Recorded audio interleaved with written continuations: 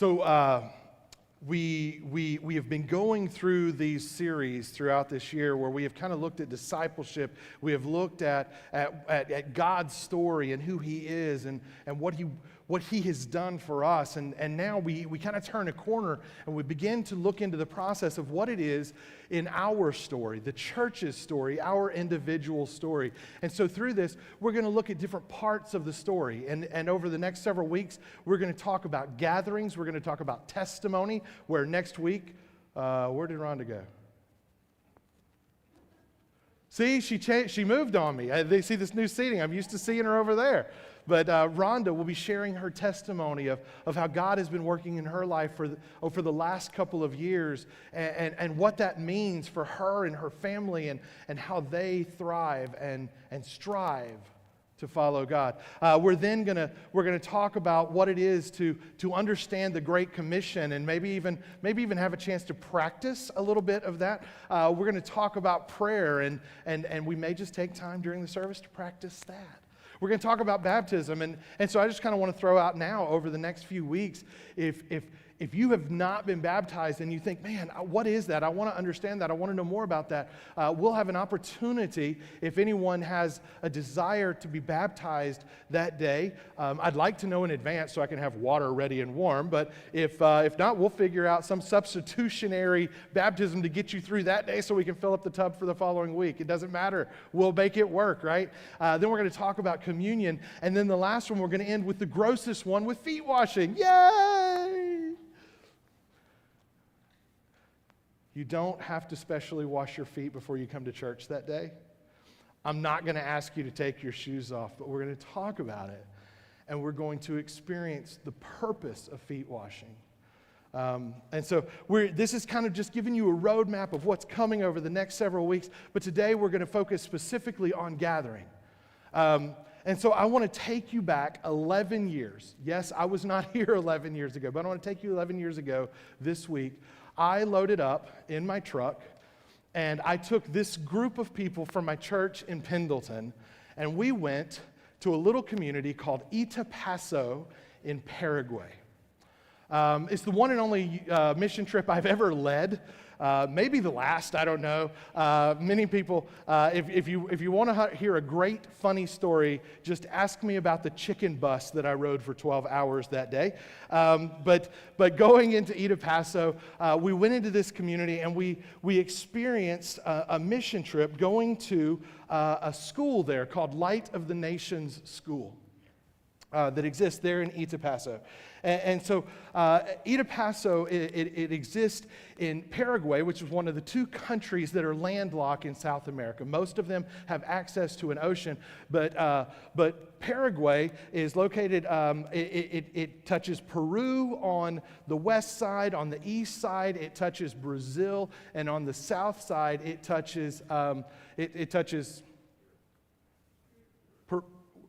Argentina. Cry for me, Argentina. Is that right? Yeah. Aiden can totally tell you. He does this app called Worldle, where he can see the shape of a country and know what it is. Completely out of context. I don't have any idea. Yeah, and then it hits Bolivia on the north side. It is included in the Amazon rainforest. Where we've been there. We had to fly out of Miami into Asunción, Paraguay, which is the capital, which is right on the Peru border, and then drive by car. It is about a 4.5 hour drive. By chicken bus, it's 12. But we got there, and there's a church there. Pastor Don Franz is the pastor of this church. He's a good friend, great guy, and he's been able to start a ministry in that community that is like none other. And they have grown, at current, they have 3 congregations, one that meets, because it's right on the border with Argentina, in Posadas, Argentina. They have a congregation there in Encarnacion, Paraguay, and then they have one in this town called Itapaso. Itapaso is a barrio. It's a small community, and this community exists where it exists only for the last 15 years. This community used to live right on the they call it the Paraná, we would call it the Parana River, which borders the southern tip of Paraguay. The Parana River, the cities of Posadas, Argentina, and Encarnacion, Paraguay, decided that their very best hope for future and growth was they needed a hydroelectric dam. And so they decided to build a hydroelectric dam, which is a great power source. It is a great way to build that power and not affect the environment all that much. But in the process, they have to back up the river, and it floods the territory around there. Well, the community of Itapaso used to be a city that was right on the water. And the people that lived there made their living by fishing and by making bricks, both of which you need running water for. Well, the country of Paraguay came in and they relocated them inland. Like they are now 5 miles away from the river. And they have a pond, but that is really all they have is a pond there that has water. The country came in and they set them up. They built them houses. They built streets. They built a water tower and an electric grid. And they did all of this. And then for 5 years, they paid every penny of their lives. And at the end of the 5 years, they said, we're done. And they walked away. Well, they had created a scenario in Itapaso where these people were now not just thankful for what the government was giving, but they were fully dependent on what the government gave them, and they had no ability to earn income in the ways that the men and women of that community had known how to do so. So now, let's move a couple of years beyond that. And the church, Pastor Don Franz and the church there in Encarnacion, began to notice this rapid uptick of panhandlers at every red light in town. And they began to notice the overwhelming large number of prostitutes that were coming into town. In fact, the Hart Motel was built just outside of town at this little intersection, and it was a hotel that rented rooms by the 30 minutes. This is the type of community that Itapaso had become. They were doing everything they could to earn money to feed the children of their community. Pastor Franz did a lot of research to find out that this is indeed where this group of people were coming. The panhandlers and the prostitutes were all coming out of this community known as Itapaso.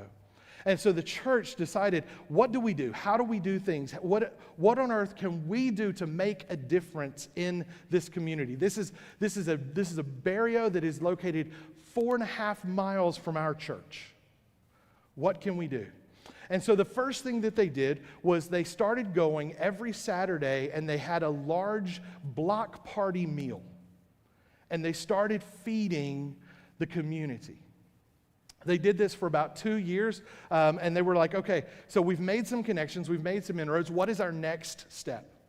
And so they then came in and they built a kindergarten. They bought a small piece of land, they built a kindergarten building, one single little classroom, and a lunchroom. And the lunchroom became the place that they fed all of the children of the community 5 days a week. Monday through Friday, every day at lunch, this lunchroom, this elementary school lunchroom that seats 175 children, fills up every day at lunch. What they've done is they made it a pay school. Now that may seem counterintuitive for a community that has nothing, but here's their goal. Here's what they did. They started charging what is the equivalent of a day's wage per month for a student to go to school there. Now, it may interest you to know that a day's wage is equal to $3 US.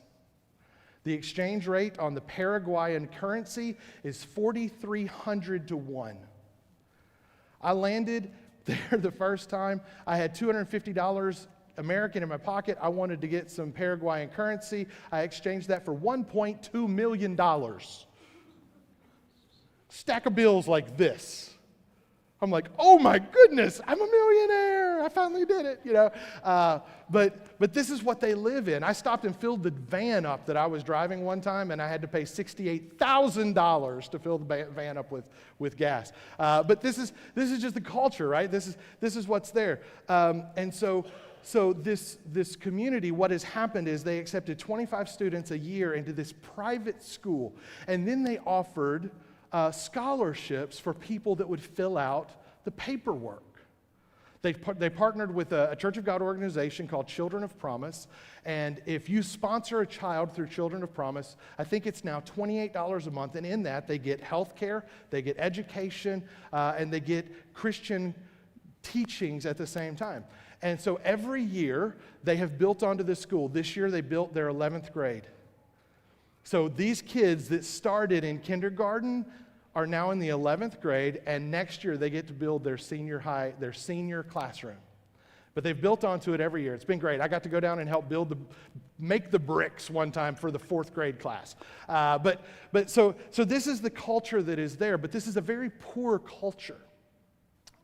And so this community, the church is trying to give them not only Christian education, not only food, but they're trying to give them pride in who they are, so that perhaps the next generation will not turn to panhandling and prostitution in order to support themselves.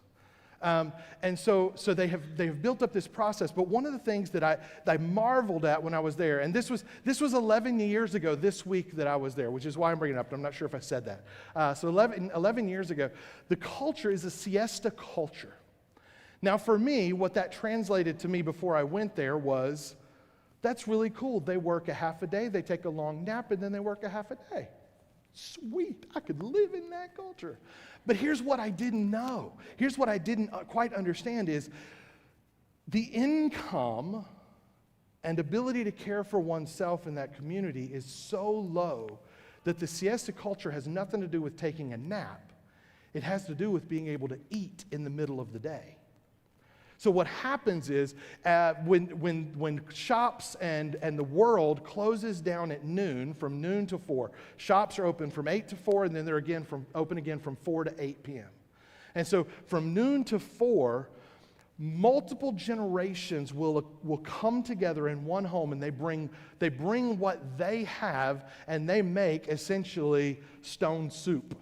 Right? It's just whatever they can throw in the pot, whatever they can do in that. Sorry, I probably used a term you don't know, but they made just kind of a potluck, okay? We'll just kind of do it that way. They would bring what they had, they combined their resources, and that gives them the ability to eat lunch every day, which is their main meal, and then in the evening, they will eat whatever is left over from that main meal.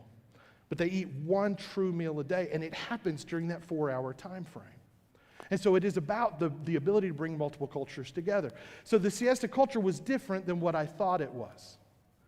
Because I'm reading it from an American cultural standpoint, where we can all go to Chick-fil-A or Zaxby's or Cane's, and yes, I did name all 3 possible chicken places that you can go to, because as many of you know, that is like, if you are what you eat, bok, bok, bok, that's me, because I love fried chicken not more than anything else. Anyway, but I eat a lot of fried chicken. Anyway, so in fact, last year for my birthday, Tracy bought me one of those little squeaking chickens, and it's in my office. Many of your kids have played with it. So this is the culture. So I want to kind of fast forward. So we're talking about the siesta culture. That was 11 years ago. So this past week, I spent the entire week at Camp Pollock, Louisiana. Now, there's a very different culture because we ate well every day. But while we were there, we were fed a spiritual food that you also need to be able to engage on a daily basis. I think one of the problems that we have in our culture today is, especially in the American culture, is that we have become a solitary culture. But that wasn't the culture of Jesus' day. It's not the culture in most third world countries because they can't literally afford to not be in community. But here in America, we can open up our phone, our tablet, or our computer and sit alone with Facebook for hours. Or open up Netflix or Prime, and we can get lost in TV shows and videos for hours. And we don't have to engage anyone else. But in the process, we miss something. I wished I was a picture taker, but I'm not. And so I don't have any pictures from Camp Pollock at all. But there was this, slow down, Trey. I made a point this year. I've been going short enough time frames to Camp Pollock that there are still a lot of faces of people that I don't know that may have been there for decades. But I've only been around for about 3 or 4 years now in the Pollock culture. And so I kind of made a decision this year that I wanted to find a couple of people that I didn't know who they were, introduce myself, and just spend some time this week trying to get to know them. One of the persons was a guy named David. This was the first time David had ever come to Camp Pollock. He'd been hearing about it for a couple of decades, really wanted to come, but he worked on a dairy farm. Anyone know that dairy farmers never get a day off? You don't stop milking a cow or they stop giving milk.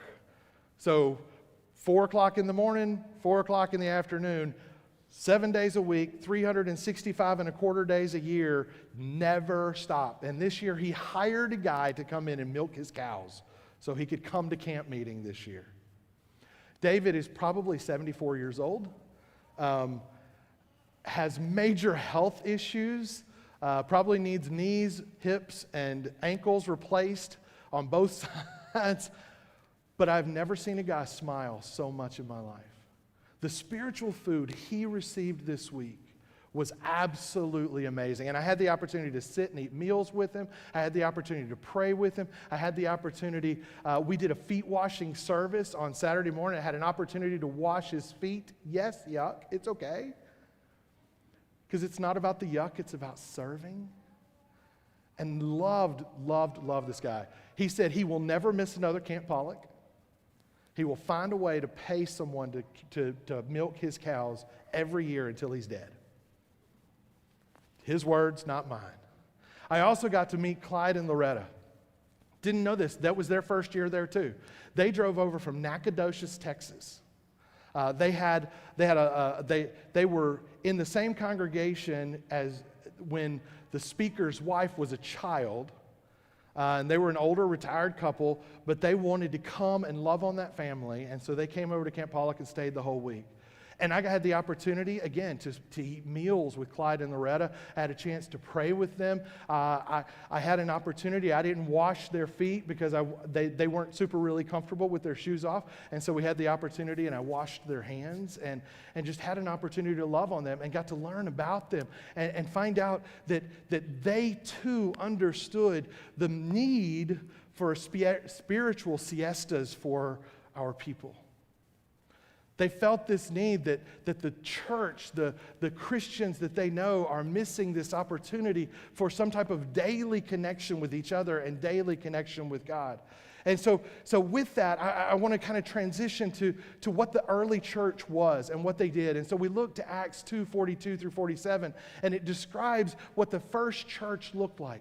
This is Peter and the other disciples and what they're doing after the Pentecost, after the Holy Spirit comes and they begin to interact as a body of believers, and they've seen growth in their numbers. And it says they devoted themselves to the apostles' teaching and to fellowship and to breaking bread and to prayer.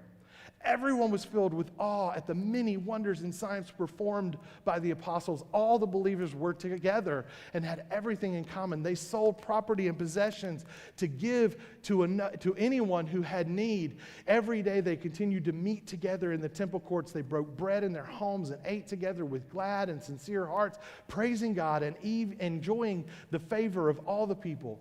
And the Lord added to their number daily those who were being saved. So with that, we ask this question: do you have to go to church to be a Christian?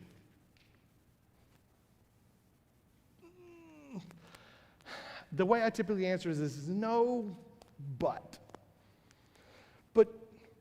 if you don't have a church family, what are you missing? What is there? What do you miss by not being a part of the church family? Well, when you come together in a body of believers like this, There are people around you for whom they are a little bit further down their walk than you are. And you have the opportunity to learn from their experiences rather than having to experience hardship on your own. Most of us aren't smart enough to do that. But, so when we step in it, because we do, we have people around who have also been there before too. And they can walk with you and share with you and be with you. They can help you know what was helpful for them when they were in that situation. And they also understand that not every situation is identical. Just because I've experienced the same loss that you have doesn't mean that I experienced it in the same way that you did. And if they've been through it, they get that. They get that everybody experiences loss in different ways, but yet they can walk with you and they can give you hope. Here's the other side of that too. Maybe you've been through something that someone else can learn from.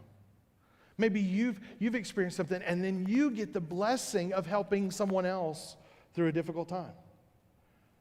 That's the beauty of a church family. Because here's my truth. This is what I know. I, on my best days, am a B+ speaker. I know that. I know you can turn on YouTube and you can find a sermon way, way better than I can ever give. So you're not coming here because the speaker is like the best you've ever heard, right? You're looking like you can't agree with me on this. You can. It's okay. Also, you can find way better worship teams by listening to YouTube as well. It's just truth. I love our worship team. In fact, one of the things that I love about them is that they bring their heart into worship and what gifts they have been given. But they always enter into it first with their heart. That's everything I could ask for. And we've got great musicians. I don't mean to knock any of them, but I mean, we're not Brandon Lake. We're not, any of these worship teams that are getting paid hundreds of thousands of dollars every year just off of their YouTube watches alone. I mean, we're just not. That's okay. We don't need to be. So why would you then come to our church? Because person after person after person after person after person that I ask that walks in these doors for the first time. Y'all may not know it, but every time someone walks into these doors for the first time and I meet them and I know that they're looking for a church and they're looking for a home, I kind of have this spiel that I give to them. Hey guys, my name is Trey. I am really bad at remembering names. So if you'll tell me your name and you promise the next 3 or 4 times we meet, you will share your name with me again, I promise I'll do the same because I'm bad. And I am here Monday through Thursday from 8 till 4. And I would love to have a meal with you sometime. If that doesn't work into your schedule, I'll be glad to meet you outside of that time frame to find out what you're looking for. Because here's the one thing I know. I'm not everybody's cup of tea. And if you come and you attend a few times and you're like, that Trey guy, he's okay, but you're not going to hurt my feelings. In fact, I'd love to know what you're looking for so I can help you find a church. Because finding the right church is a lot like finding the right spouse or finding the right job. It's got to be the place where you can be fed and you can feed others. And this is something I say to every person who walks in the door. The board members may hate that because I'm giving them permission to not stay already. But I have found that in that process, it gives people the freedom to go, oh, you just want me to see if I fit. Awesome. And in the process, sometimes people hang around. I found actually more often than not that people hung around. But here's what they say about our church. I've never walked into a church that was less judgmental and more loving.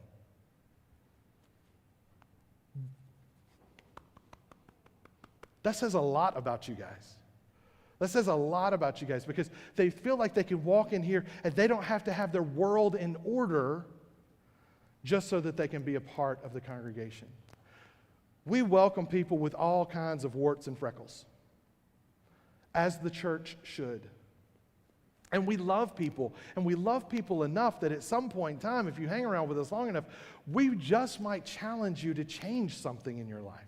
Not because we think you're bad, but because we think you have more to offer. The church should be a place where you come as broken and you find healing. And healing sometimes requires strengthening your spiritual muscles a little bit. Sometimes it requires changing some habits. If you go into the doctor and you have a knee that needs replaced and you weigh 780 pounds, probably one of the first things they're going to tell you is you need to lose some weight. So you need to change the way you eat. You need to change the way you approach life. You need to change all those things so that that knee can get better.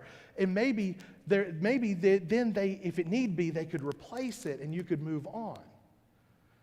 Same thing is true in our lives. Sometimes we're carrying 780 pounds of problems with us. And in that, when the church challenges you, when God asks you to give something up, it's not because he wants to make your life miserable or take something from you that makes you happy. It's because he wants to make you healthy. And the gathering is the place that happens.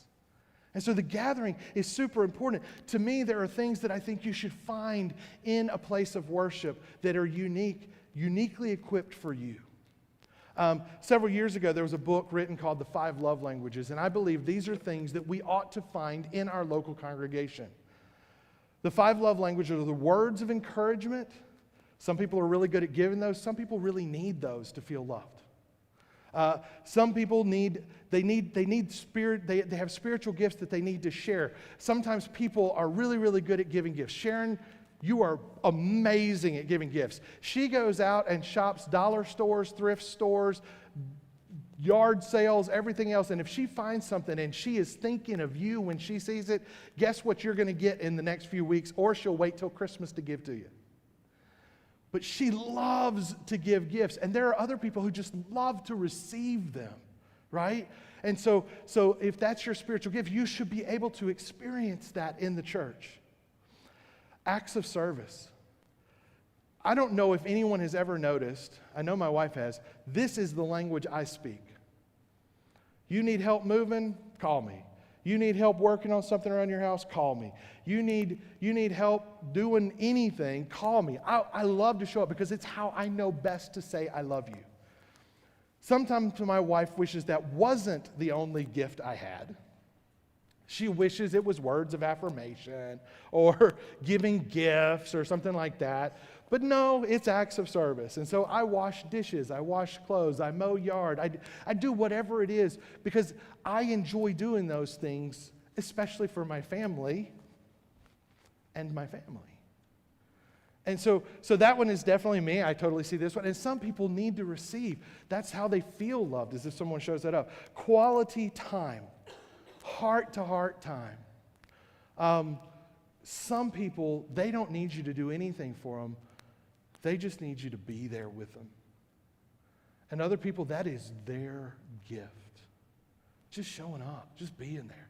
And so these are things you should expect out of a church body that you're there. And then physical interaction with those who love you and love God.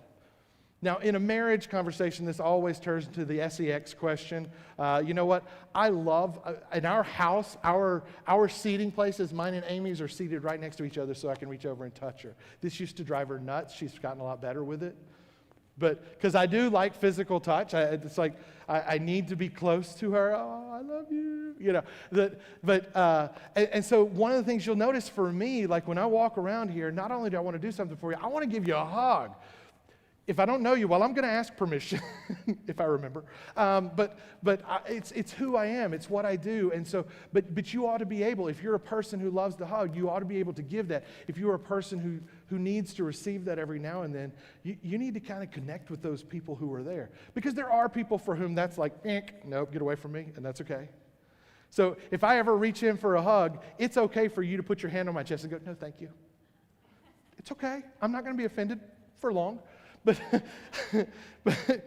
so this is just what you should expect to get out of a church, and it's why the importance of the gathering is so imperative to your personal walk. You can do this at home alone. but you can't do it well. And you won't receive the encouragement and the joy and the satisfaction of being part of a family that loves you and cares for you and walks with you in good times and in bad. And you don't get the opportunity to walk with someone else. And that is so important in life. And so let's go back and look. What did the first church look like?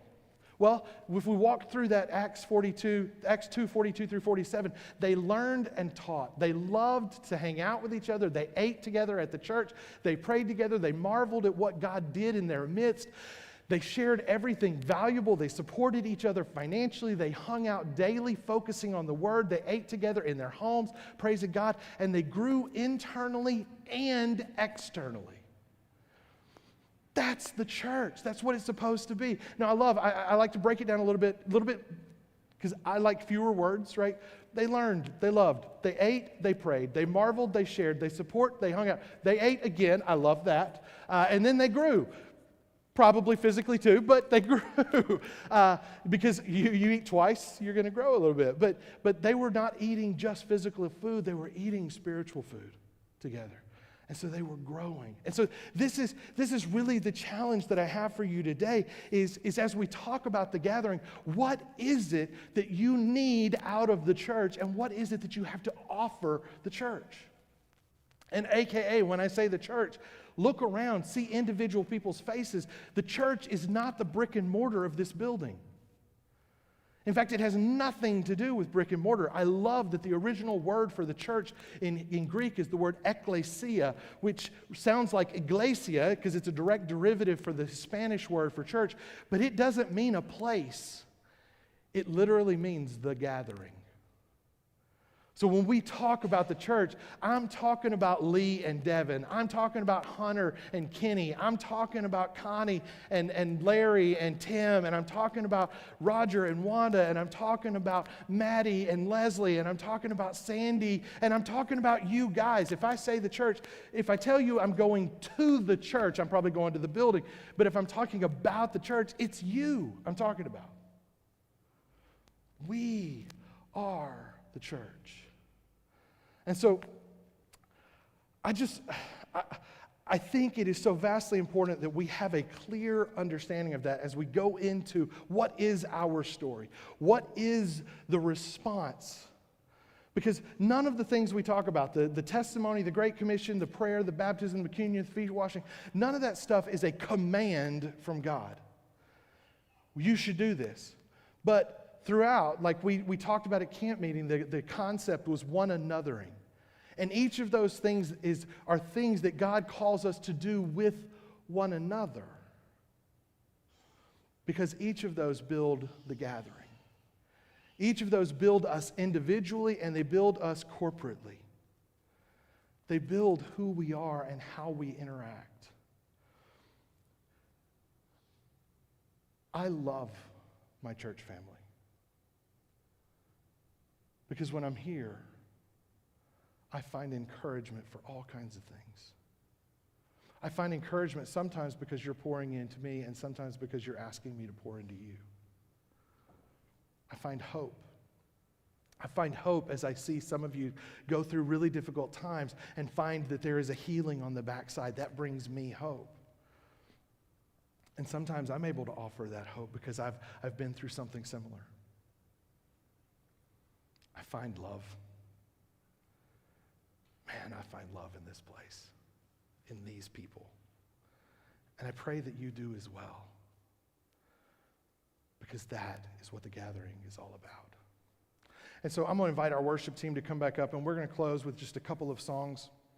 During that time, I would just like to invite you. If maybe this morning you're thinking, you know what, I just want to spend a little bit of time with God. And you can do that while we're singing. You can do it right where you're at. You can come up here to this side to an altar or to a row.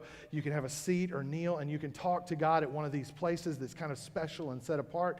Maybe you want to pray with someone. If so, go find them in a chair and sit and pray with them. If you know of somebody that's going through something and you're like, hey, I just want to come and pray with you and take it to God on your behalf, find them where they're at. Maybe you think, hey, I want a special prayer. Over here, this altar, go grab that person, bring them up here, pray with them here. You can do it where they're at or up here. Either place is good. Or maybe you're thinking, I've been going through something and I don't even know who to ask to pray with me. You come up here and somebody's coming with you. The house is full of elders and mentors and spiritual people. It may not be me because I'm supposed to be over here doing something this morning, but somebody will meet you there and they will carry your burden because that's what the one anothering, that's what the gathering is all about. And so I just want to give you space during these next two songs. I won't talk anymore. I won't throw any more challenges at you, but I just want to offer that to you. And maybe this morning as a part of the gathering, you think, oh my goodness, there's somebody across there that I haven't seen for a long time, and I just want to go and encourage them. I just want to go give them a hug. I just want to go and give them a gift. I just want to go and do one of those love languages. I just want to go and shake their hand or whatever. If you want to do that while we're singing, do it. Don't wait for permission. Don't ask for permission. And don't even ask for forgiveness because you ain't doing nothing wrong. Go and do it and be part of a family together. Does that make sense to everybody? All right, well, let's say a prayer, and then I'm going to cut y'all loose to do. If you're welcome to worship, you're welcome to pray, you're welcome to visit, you're welcome to encourage and engage, whatever it is that you want to do as a spiritual act of worship during this time. Father, we are so thankful for this day. Thankful for this opportunity. Thankful for these people. Thankful for your Spirit. Thankful for your love. Thankful for who you are and how much you love us. God, please accept one more act of worship this morning as we gather together, as we lift our voices, lift our hearts, lift our commitments, as we love on one another. May we celebrate you well in Christ's name.